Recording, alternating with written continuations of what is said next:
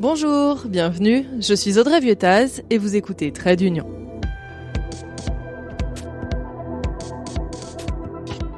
Vous trouvez que l'Union européenne, c'est trop compliqué ? Ce podcast est fait pour vous. Et si vous souhaitez le soutenir gratuitement, mettez-lui 5 étoiles et un commentaire sur votre plateforme d'écoute.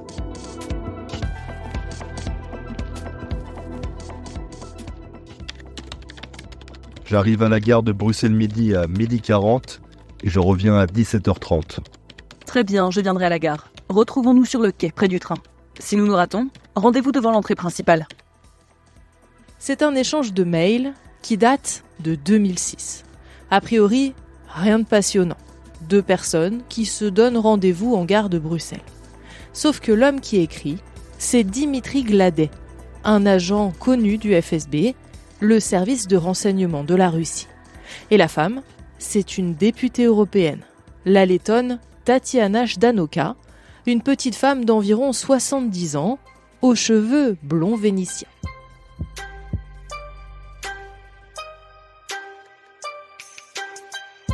Des échanges comme celui-ci, il y en a d'autres, beaucoup plus précis. Tatiana Ždanoka s'excuse de ne pas avoir pu envoyer ses mails depuis Strasbourg.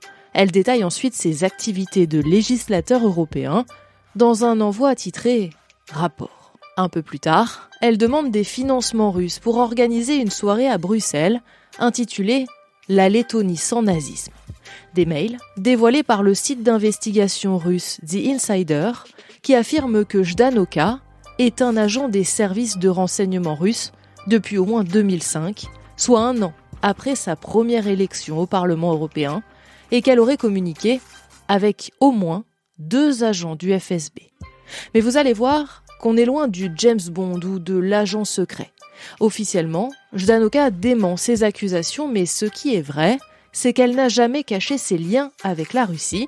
Et pour preuve, voici ce qu'elle disait lors d'un débat au Parlement européen. C'était le 16 février 2022, quelques jours avant l'invasion massive de la Russie en Ukraine. We are living in the time of information wars, and one of the instruments is of course slogan. Nous vivons à une époque où la guerre de l'information fait rage, dit-elle. Et l'un de ces instruments, c'est la désinformation. Et notre débat du jour en est un exemple. On parle de menaces militaires russes contre l'Ukraine. Ce n'est pas prouvé. Même les diplomates ukrainiens disent le contraire. Vous le voyez, on peut dire qu'il y avait des indices. Mais finalement, qui est Tatiana Ždanoka ? Comment a-t-elle réussi à être élue au Parlement européen ? Et qu'a-t-elle fait concrètement pour le compte de la Russie ? C'est ce que je vous raconte dans cet épisode, grâce à l'éclairage d'Una Bergman, historienne lettonne et chercheuse à l'université d'Helsinki.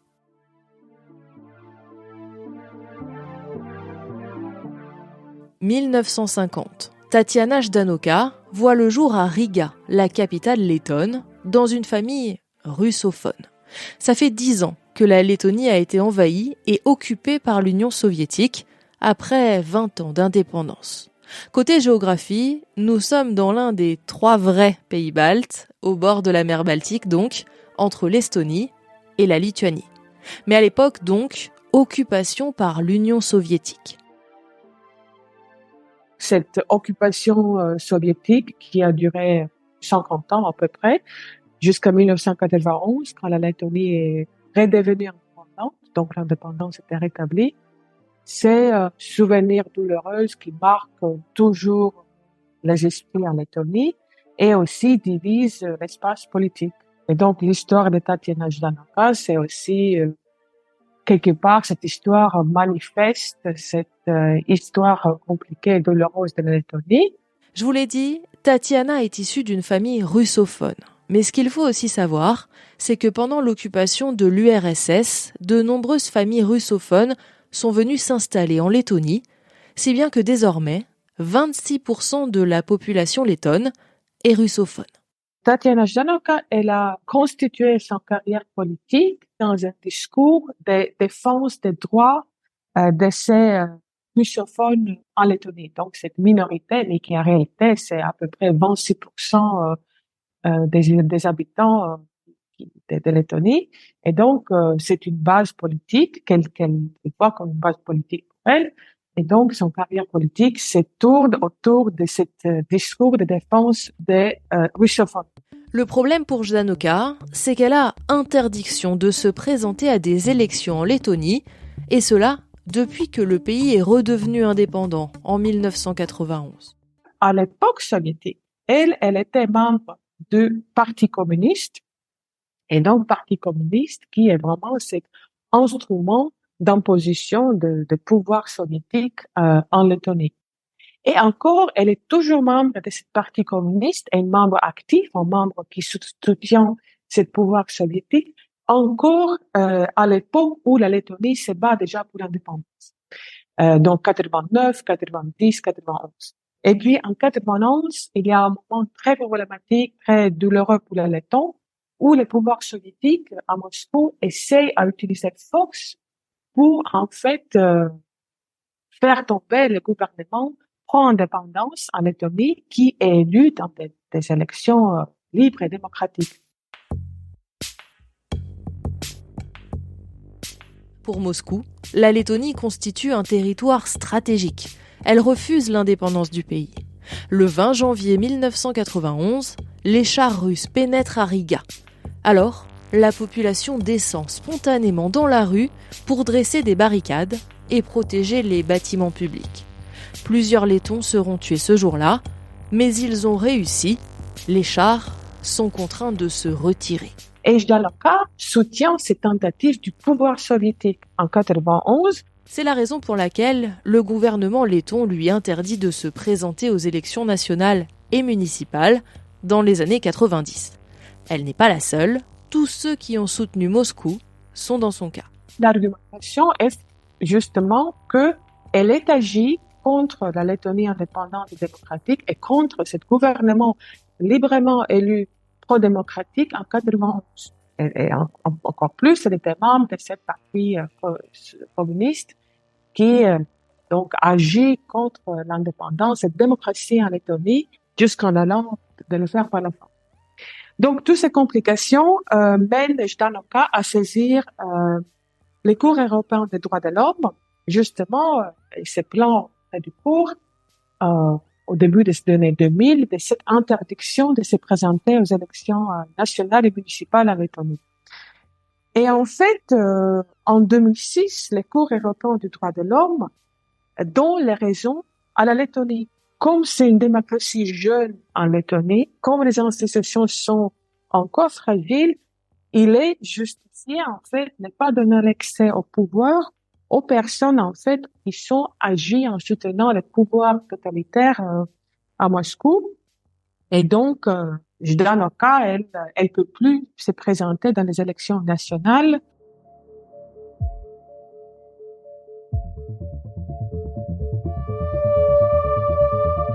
Pour ne pas déstabiliser la toute jeune démocratie, on évite tout risque d'ingérence. Mais la Cour n'interdit pas à Ždanoka de se présenter aux élections européennes, et c'est ce qu'elle fait, avec succès en 2004, quand le pays entre dans l'Union européenne. Sa liste obtient 10% et une élue, elle-même, la voici donc au Parlement européen. Elle rejoint le groupe des Verts ALE, qui regroupe deux partis, les écologistes et l'Alliance libre européenne qui rassemble principalement les régionalistes et les autonomistes. Son cheval de bataille, c'est la défense des minorités. Or, Ždanoka en fait partie, puisqu'elle défend les minorités russophones en Lettonie. Au moment où l'affaire des mails sort dans la presse, cela fait près de 20 ans que Ždanoka est eurodéputée, et vous allez voir qu'elle s'est souvent illustrée, pas forcément de la meilleure des manières.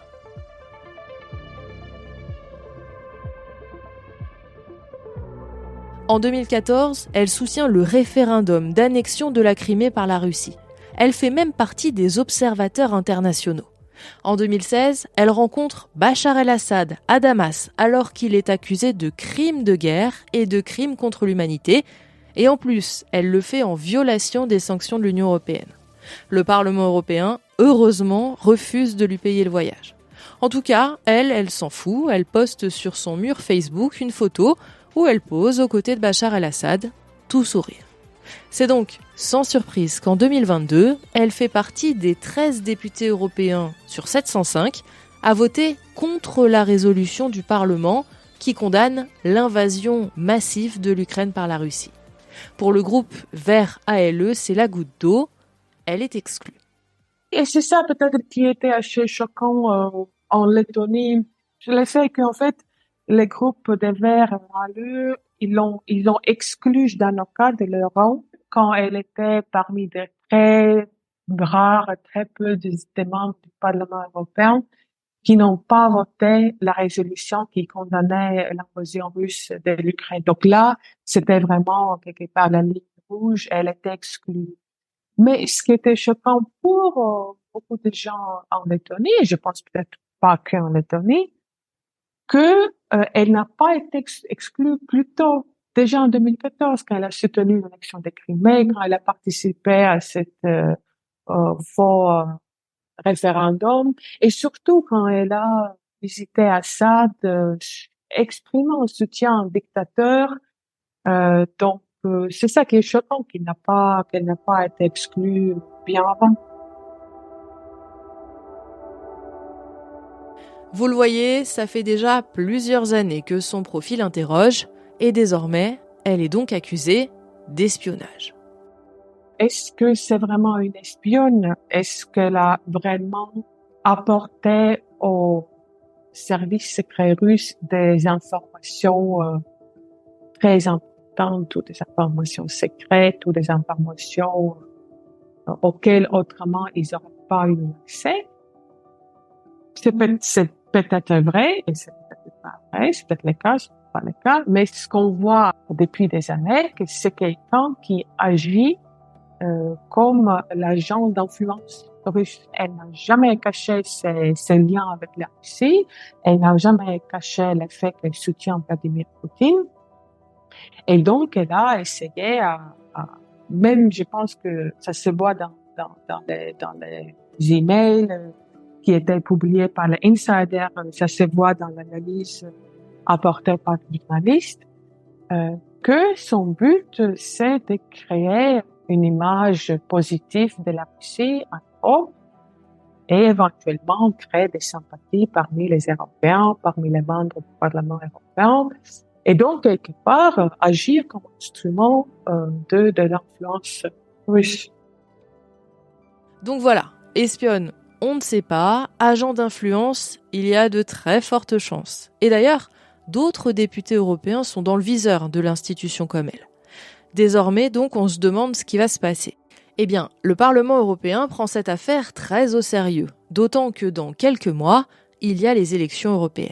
Une enquête interne a été ouverte contre Ždanoka. Alors, concrètement, Roberta Metsola, la présidente du Parlement européen, ne peut pas l'exclure, elle n'en a pas le droit, mais elle peut limiter ses actions. Elle a d'ailleurs personnellement ordonné l'annulation d'un événement qui était organisé par Ždanoka. C'était le mercredi 31 janvier et elle l'a fait à la lumière de problèmes de sûreté et de sécurité. Quant à l'avenir de Ždanoka, il n'y a aucune chance pour qu'elle soit réélue et très peu pour qu'une autre personne de son parti arrive au Parlement européen. Parce que la Lettonie a voté un nouveau loi après la deuxième invasion de l'Ukraine en indiquant que donc les personnes qui soutiennent Poutine et Kremlin et donc cette guerre ne peuvent pas se présenter aux élections. Qu'est-ce qui va se passer avec son parti politique? C'est assez difficile à dire parce que c'est elle vraiment le visage de ce parti, et même elle commençait déjà à perdre quelque part l'influence qu'elle avait l'autre fois au début des années 2000. Et un exemple, elle a essayé vraiment autour de 2018-2019 mobiliser les gens contre une réforme d'éducation à Lettonie qui envisage établir letton comme la seule langue d'instruction en Lettonie dans les écoles. Et donc, elle a essayé vraiment à mobiliser les russophones contre cette mesure, et elle n'a pas vraiment réussi. Et elle a réussi à faire quelques petites manifestations, mais si on regarde qui a participé à ces manifestations, dans la plupart des cas, c'était des personnes âgées, et quelque part les gens de sa génération ou encore plus âgés. Et donc, elle a perdu vraiment cette capacité d'établir un contact avec les jeunes. Donc, elle est quelque part dépassée par ce changement générationnel. Et je pense que c'est aussi le cas pour son parti politique. Donc, est-ce qu'ils vont réussir à élire quelqu'un d'autre au Parlement européen? J'en doute.